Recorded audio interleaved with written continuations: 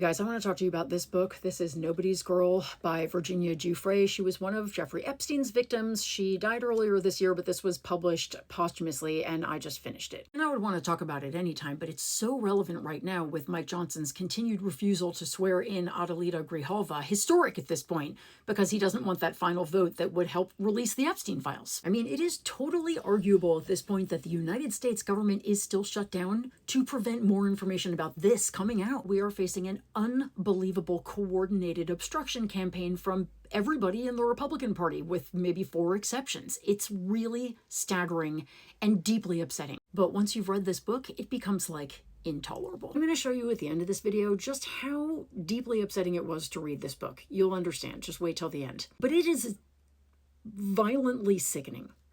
What happened to her life in general, profoundly sad and horrible. Her father abused her, her father's best friend, several other men after that, and then she ends up in Epstein's clutches for 2.5 years, completely and totally because of Ghislaine Maxwell, who picked her up at Mar-a-Lago and brought her into this situation and gained her trust, and then, turned her over to a monster who then trafficked her to hundreds, if not thousands of men. It is so hard to read, and then especially in light of everything Republicans are doing right now, but then there's Ghislaine Maxwell.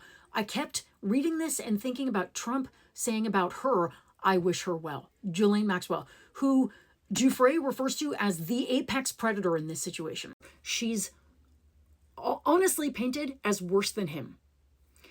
And we still have a president who will not release those files, who is talking about pardoning her, who has moved this woman to a low-security prison. I challenge you to read this book and then not want to vomit when you think about the fact that she is now living in a low-security, comfy prison, getting to do all kinds of things that someone like her should never, ever get to do again. And I mean, it's really important to understand how many times Ghislaine Maxwell was the perpetrator. All the time. It's not just that she was a trafficker and a procurer. She did the abuse. Here's how upsetting this book was.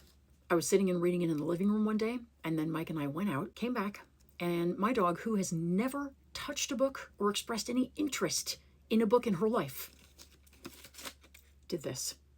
Never before. She could tell when I was reading it that it was literally chewing me up inside. We have got to keep working and doing all we can to get those files released, to elect Democrats who will actually subpoena people and get the truth out, because this shit, unspeakable.